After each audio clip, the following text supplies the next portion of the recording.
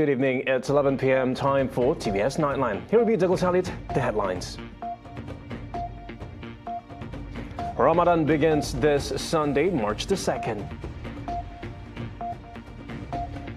Meanwhile, Sarawak is positioning itself as a major gateway for global investors through its strategic location on world trade routes. And legendary band Earth, Wind and Fire Experience is set to headline this year's Rainforest World Music Festival.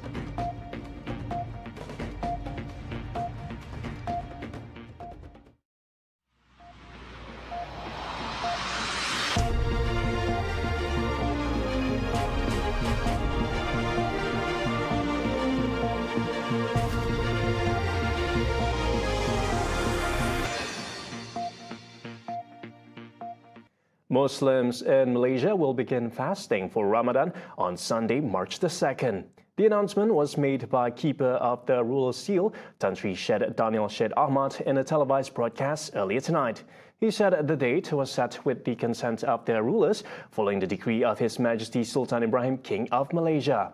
On February 20th, the Office of the Keeper of the Ruler Seal confirmed that the sighting of the new moon to determine the start of Ramadan would take place today at 29 locations nationwide. Now, over in Sarawak, Premier of Sarawak, Dato' Patinggi Tan Sri Abang Johari Tun Upeng, has been conferred the 2024 World Outstanding Muslim Leader of the Year Award in recognition of his visionary leadership, dedication and a profound impact on society. The award was presented by World Muslim Leadership Forum Chairman Dato' Sri Muhammad Iqbal Rota and Standard Chartered Bank Malaysia Chief Executive Officer Mak Chun Yen at the ASEAN Sarawak Business and Economic Forum 2025 in Kuching earlier today. Abang Johari has championed economic progress, strengthened social harmony and elevated Sarawak's standing on the global stage. The Premier was also praised as a leader who is committed to sustainability, digital transformation, inclusive growth and positioned the state as a beacon of prosperity within ASEAN and beyond.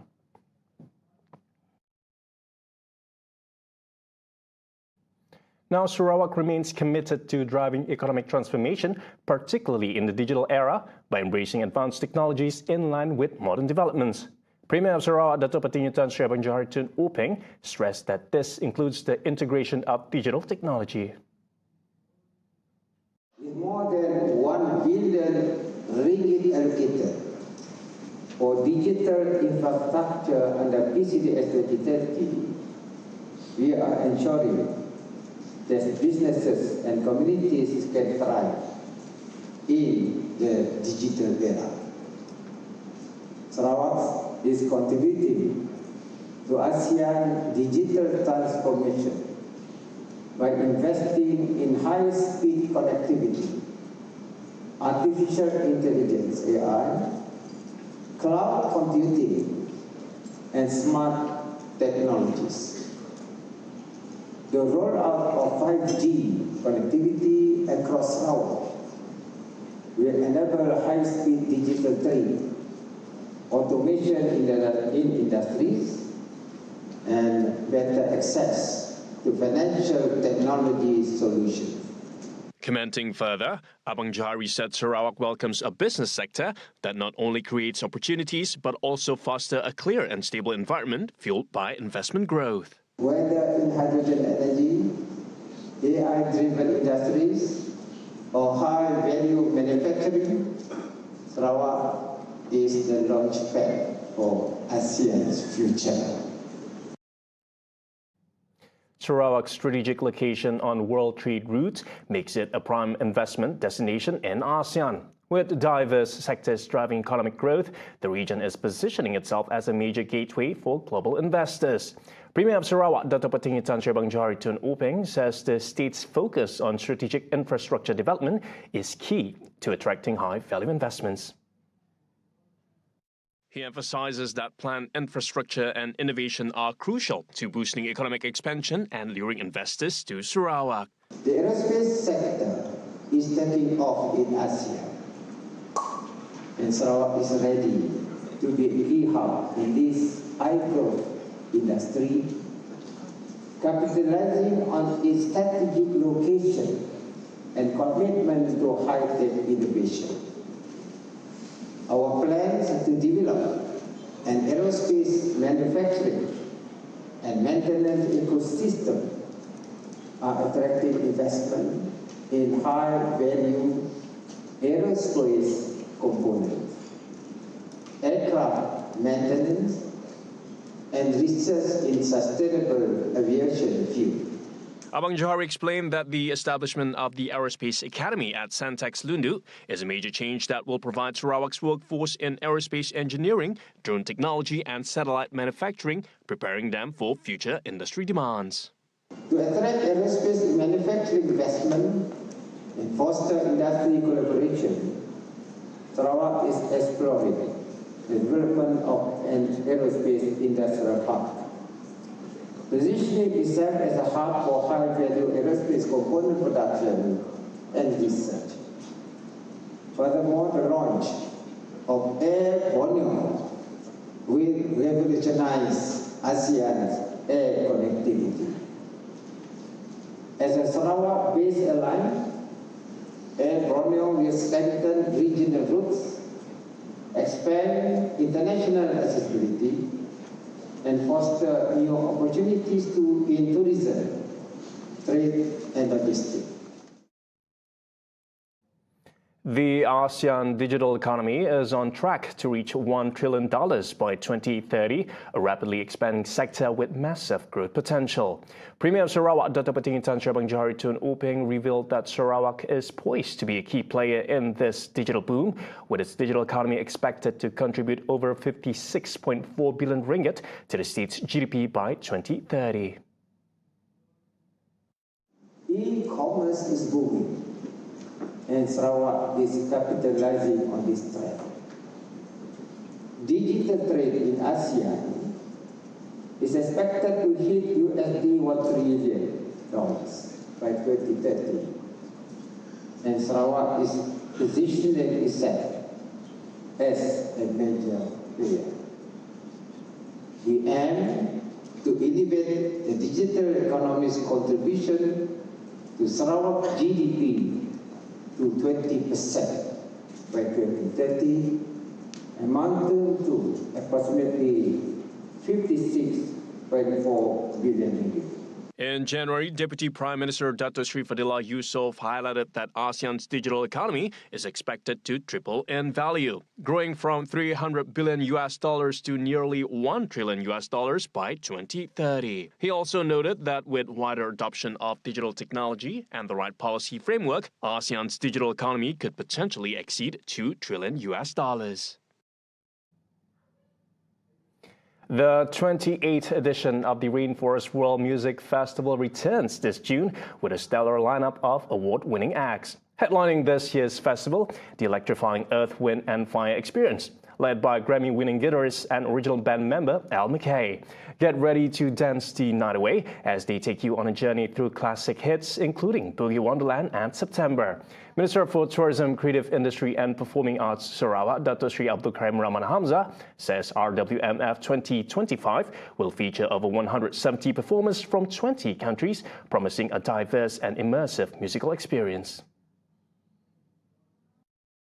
The theme for this year's festival, Connection, One Earth, One Love, reflects our shared humanity. It embodies the spirit of Rainforest World Music Festival, bridging cultures, fostering unity, and honoring nature through music. With 170 performers from 20 countries performing this year, it promises an unparalleled fusion of world-class talent and indigenous artistry. He made these remarks at the official launch of RWMF 2025 in Kuching. Also set to perform, Russian indigenous band Otiken, known for the unique blend of throat singing, tribal rhythms and traditional folk instruments infused with modern electronic sounds. Representing Sarawak, local favorites at Adau will bring their signature ethnic fusion to the stage. Meanwhile, Abdul Karim reassures festival goers that strict security measures will be in place to ensure a safe and drug-free event. We do have our coordination meeting with all the agencies, the police, the custom and the enforcement agency, and we put a stress on that. And I can see that the party goers, the festival goers, they know that place is a place for people to enjoy without drugs, without all those things. Building on last year's record-breaking attendance of 26,000 people, organizers aim to attract over 3,000 visitors this year. RWMF 2025 takes place from June 20th to 22nd at the Sarawak Cultural Village. Early bird tickets go on sale from March 8th to 31st at special rates. For more details, visit rwmf.net.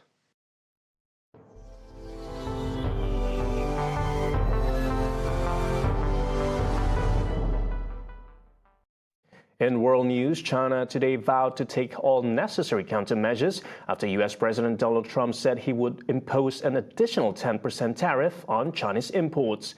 Trump's latest move will come into effect on Tuesday, alongside its sweeping 25% levies on Canadian and Mexican imports, intensifying a brewing trade war between the world's two largest economies. The 10% tariff on Chinese imports will come on top of an existing levy of the same rate imposed by Trump on China earlier this month. Markets opening in Asia on Friday tracked losses across the world from the previous day as fears grew that the trade spat will have wider economic repercussions. Trump had announced and halted sweeping 25% levies on Canadian and Mexican imports this month over illegal immigration and deadly fentanyl. But the month-long pause ends this coming Tuesday. Trump said that until the problem of fentanyl stops or is seriously limited, the proposed levies will happen as scheduled. In response to Trump's allegations that Beijing is contributing to the fentanyl crisis in the United States, a spokesperson for China's foreign ministry today said that Washington was shifting the blame. 美方借芬太尼问题执意搞关税的施压讹诈，一意孤行，恩将仇报。 不可能解决自身的关切，只会适得其反，对双方在禁毒领域的对话与合作造成严重冲击。施压、胁迫和威胁不是同中国打交道的正确方式，相互尊重是基本前提。 Talks resume in Cairo today on a second phase of an Israel-Hamas ceasefire that mediators hope will bring a lasting end to the Gaza conflict. Mediator Egypt said that Israeli, Qatari and U.S. delegations were already in Cairo for intensive talks on the next stage of the ceasefire, after a first phase only reached following months of grueling negotiations. Egypt State Information Service said the relevant parties have begun talks amid ongoing efforts to ensure the implementation of the previously agreed understandings. The ceasefire, whose first phase is set to expire on Saturday, has largely halted the fighting that began on October 7, 2023. According to the Gazan Health Ministry, Israel's siege on Gaza has killed more than 48,000 people. Prime Minister Benjamin Netanyahu sent negotiators to Cairo on Thursday after Hamas handed over the remains of 4 hostages in exchange for hundreds of Palestinian prisoners under the truce. Several freed Palestinian prisoners were hospitalized following early swaps, and the emaciated state of some released Israeli hostages sparked outrage in Israel and beyond. After the swap, Hamas called on Israel to return to date talks on the truce's next phase. And those were the updates on TVS Nightline. I'm Douglas Elliott. Thank you for watching.